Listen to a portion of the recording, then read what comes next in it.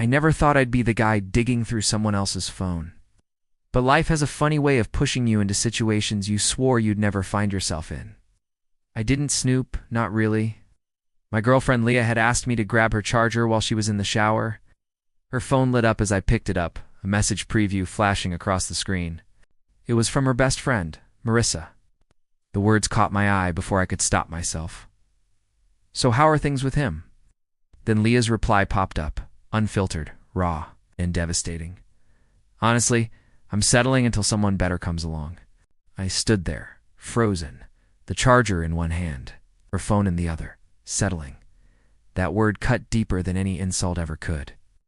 All the nights I stayed up comforting her during breakdowns, the weekends I sacrificed for her family events, the hours I spent helping her through school projects, it all boiled down to me being a placeholder until someone more worthy showed up.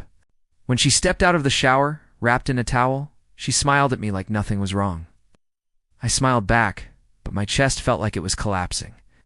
I had a choice to make in that moment: confront her with my anger or play it cool until I figured out my next move. I decided on silence. That night, while she slept, I took a screenshot of her text. I stared at it for a long time, my mind racing. Every laugh we shared, every whispered "I love you," every plan for the future, it all felt like a staged performance now. I thought about all the times she brushed off my insecurities with, "You're overthinking it. Turns out I hadn't been thinking enough." By morning, my decision was made. I packed my things quietly, methodically, clothes, personal documents, keepsakes all into the car, before she even stirred. The house felt heavier with every step I took, like it was suffocating me. Finally, before I left, I slid her house key under the welcome mat. On my way out, I sent her the screenshot of her own message. No explanation, no anger, just the truth reflected back at her. Then I blocked her number. Driving away, I didn't look in the rearview mirror. I didn't want to see the life I had just left behind. I only knew one thing. She would come home expecting her safety net, and instead find silence in empty rooms. And part of me wondered when the moment hit her. When she realized I was gone for good, would she finally understand what it feels like to lose someone who would have given her everything? Leah came home that evening expecting dinner together. I knew her routine: kick off her shoes, complain about traffic, then flop on the couch while I played host. But this time, the house was stripped bare of me. My side of the closet, empty, my toothbrush gone. Even the photo frames she'd insisted on filling with cute couple memories were sitting face down on the counter. Her first text came in less than 5 minutes after she opened the door. "What's going on? Where are you?" I saw it flash on my backup phone. Not that I planned to respond. Wanted her to sit with the same emptiness she'd given me. Then came another. "Why is your stuff gone? Did you really just leave like this? You serious?" A flood followed. Angry paragraphs, crying emojis, demands for explanations. None of them went through to me. Of course, I'd blocked her. But I heard from mutual friends within the hour. Leah had started calling everyone she knew, spinning wild stories. "She thinks you've been kidnapped." One friend, Josh, laughed when he called me. "She's freaking out, man." I just shook my head. Let her wonder. She knows exactly why. Word spread fast. Her best friend, Marissa, the same one she'd been texting, reached out to me too. She didn't defend Leah, though. Instead, she sounded guilty. "Look, I didn't mean for you to see that message. She's always dramatic when she vents. Know how she is." I almost laughed at the irony. So she wasn't lying? Just dramatic while telling the truth. Marissa went quiet. Then she muttered, "I guess you're right," before hanging up. Meanwhile, Leah escalated. That night, she showed up at my parents' house where I didn't go and begged them to tell her where I was. My mom told her politely that I was safe, but refused to give details. She said Leah's face fell when she realized no one was on her side anymore. And honestly, that was the best part of it all. For years, Leah had been able to charm her way through mistakes. She'd apologize with tears in her eyes, promise to do better, and people would forgive her. But this time, she had no stage to perform on, just silence. I spent that night at a buddy's spare room, phone off, sitting with my own thoughts. For the first time in months, I actually felt free. No second-guessing her excuses, no wondering what she really meant. Just peace. Still, a part of me wondered how long it would take before she stopped being angry and started being scared. Not scared of me, but scared of the reality that she'd lost me on, all because she couldn't see me as enough. The next day, I got my answer. By the next morning, Leah's panic had fully set in. She had gone from frantic texts to frantic calls.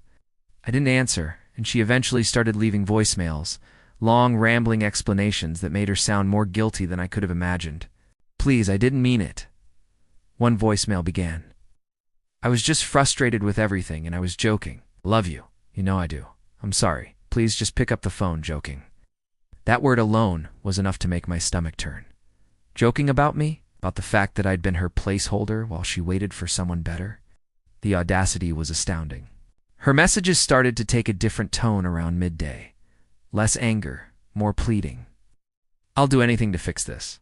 I'll explain everything if you just call me. I can't believe you actually left. I'm scared, Daniel." And I realized something. This wasn't about love anymore. This wasn't even about her being sorry. This was about control. She couldn't handle the idea that she didn't get the final say in how this ended. That realization was empowering. I stayed quiet, letting her escalate. I blocked and unblocked her on a whim just to check the patterns, to see how she reacted. She texted her friends, begging them to talk to me. She went to family, trying to pull every lever she could. But no one had the answers she wanted, because I was gone, completely gone. The screenshots of her own messages kept replaying in my head. The truth she had revealed, unguarded, made her apologies irrelevant. Everything she was begging for was something she had refused to acknowledge when she typed it herself. I could almost hear her voice as she had confessed to Marissa. "Honestly, I'm settling until someone better comes along." I started thinking about the life I could reclaim. I went for a long walk, breathing in the crisp air, realizing that for the first time, I didn't have to check if she was lying or where she was going. The weight of suspicion, the endless worry gone. It felt like I had been holding my breath for years and finally exhaled. By evening, I had made a decision. I wouldn't respond to her pleading, wouldn't entertain her manipulations. I would move forward on my own terms. I started quietly gathering what I needed. New locks, changes to my accounts, an updated routine that didn't involve her at all. Leah, of course, noticed. She showed up at the empty house later, standing at the doorway, eyes wide, as if she expected me to suddenly appear and welcome her back with open arms. But I didn't. I had no desire to perform for her again. She banged on the door, shouted my name, begged for an explanation. All I did was look at the mat, the empty house, the key she would never use again. She realized then what I already knew: her words had consequences. Her manipulation, her casual betrayal, the fact that she treated me like a placeholder, all of it had finally caught up to her. And that's when I understood. Leaving wasn't just about anger. It was about reclaiming my dignity, my space, my life. She could scream, beg, cry, and try to twist the story, but nothing would change what had already been done. Leah's desperation didn't stop at texting me. By the next morning, she had called every mutual friend she could think of. Some were sympathetic, some were shocked, but all of them eventually saw the screenshots I had shared with a few of them for context. The tide of public opinion was slowly shifting against her. She started showing up at places I frequented, pretending to run into me while wearing an expression of feigned hurt. But I had trained myself not to react. I walked past her in the coffee shop without acknowledgement, keeping my eyes forward, feeling a strange mix of calm and satisfaction. The same woman who had once made me second-guess every move now had no power over me. Even her parents became involved. She called them repeatedly, tears in her voice, trying to convince them that I had overreacted. She claimed I had left her without reason, that I was cruel and unfair, but her own messages had already reached them. Her words weren't fiction, they were the unvarnished truth. Her attempts to rewrite history failed before she even realized it. Meanwhile, I started rebuilding my life with purpose. I focused on work, reconnecting with friends I had neglected, and even took up a hobby I'd abandoned: photography. Every time I stepped out to capture a new sunset or explore the city streets, it felt like reclaiming a piece of myself that had been buried under her lies. I didn't post anything online about what happened, didn't gloat or warn her publicly. I simply existed without her in my life, and that was the sharpest punishment of all. watching someone who thought they could manipulate reality be left with only their reflection. In the mirror, it was justice in its purest form. Leah didn't understand the silence. She tried every tactic she knew: guilt, charm, pleading, even threats of cutting off her own friendships. Nothing worked. The woman who had thought she could treat me like a placeholder discovered that placeholders don't come back when discarded. By the third week, the reality had sunk in for her. My social circles, my routines, my spaces, they were mine again. I moved furniture, redecorated, created boundaries that she could no longer breach. It wasn't about punishment. It was about protection. Protection of the life she had tried to take from me. And slowly, without my intervention, she began to unravel. Friends stopped returning her calls. Mutual acquaintances distanced themselves. Her frantic attempts to regain control only highlighted the lies she had told, leaving her credibility in ruins. Sitting alone in my apartment one evening, I realized something profound. I hadn't just walked away from Leo, I had walked toward myself. Anxiety, the second-guessing, the endless fear of betrayal, they were gone. Replaced by clarity, confidence, and a sense of worth I hadn't fully realized I'd lost. She had wanted a placeholder. She'd wanted someone she could bend to her whims. But I wasn't that man anymore. And the knowledge that she would never be able to hold that power over me again was more satisfying than any confrontation could have been. By the 5th week, Leah's frantic attempts had dwindled. Her messages became less frequent, then stopped entirely. It was like watching a storm slowly burn itself out.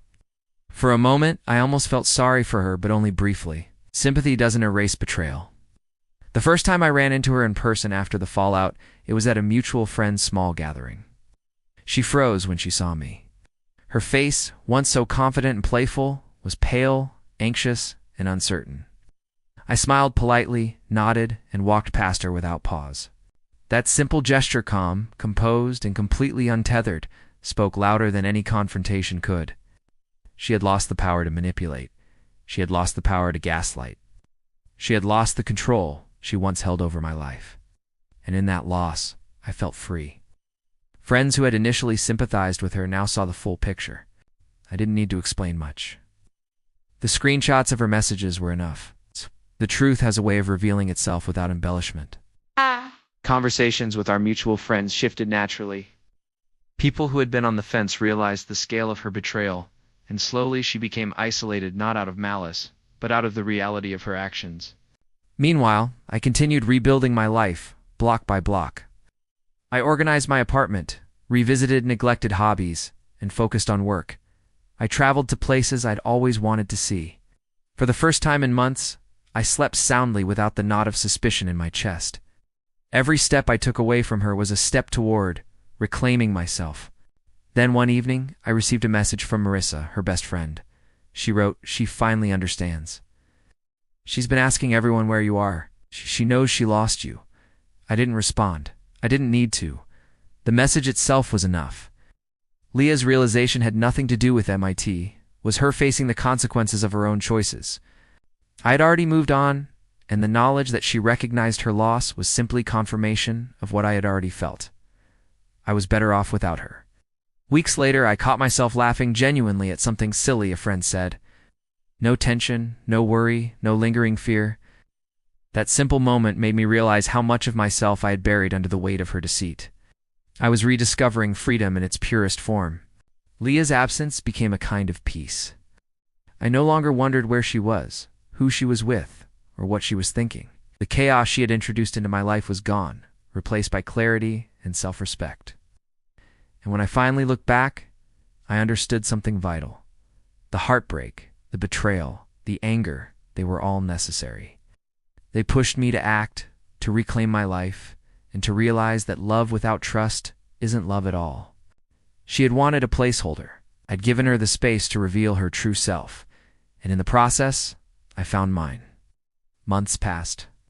The echoes of her betrayal faded, replaced by a quiet sense of clarity I hadn't felt in years.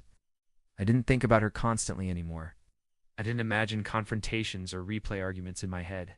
I simply lived my life, and in doing so, I realized just how much I had been holding myself back while trying to hold her. Friends noticed the change immediately. I was calmer, more present, more genuinely happy. Conversations weren't overshadowed by anxiety or suspicion. I laughed freely, without that knot in my chest, and it felt like breathing for the first time in a long while. Leah tried one last attempt weeks later. She sent a long message, apologies lined up like soldiers, begging for a chance to make things right. She even hinted at missing me, at how she'd realized she'd taken my patience for granted. The silence itself was a message far louder than any words I could have used. I realized something important in that silence.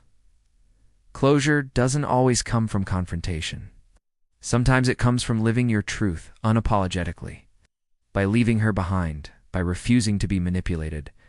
I had taken the only revenge that mattered. The life she thought she could control was no longer hers to touch. One night, while I was alone in my apartment, I looked around at the space I had reclaimed. Everything felt lighter. My furniture, my photos, even the air felt mine again. For years I'd been bending to someone else's needs, suspending my own happiness for someone who had no intention of doing the same for me. That chapter was closed. I thought back to the first time I saw her message on the phone. The sting of "I'm settling until someone better comes along" had been sharp, almost unbearable. But it also woke me up, forced me to see her for who she truly was, and in doing so forced me to see myself for who I wanted to be. I didn't need to gloat. I didn't need revenge. The universe had a way of balancing itself, and Leah had already felt the consequences of her choices. Losing me wasn't just painful, it was final. In me, I had gained everything I truly needed. Trust in myself, freedom, peace. The knowledge that my worth wasn't determined by someone else's whims or betrayals. Sometimes I still think about what could have been, but not with longing or anger.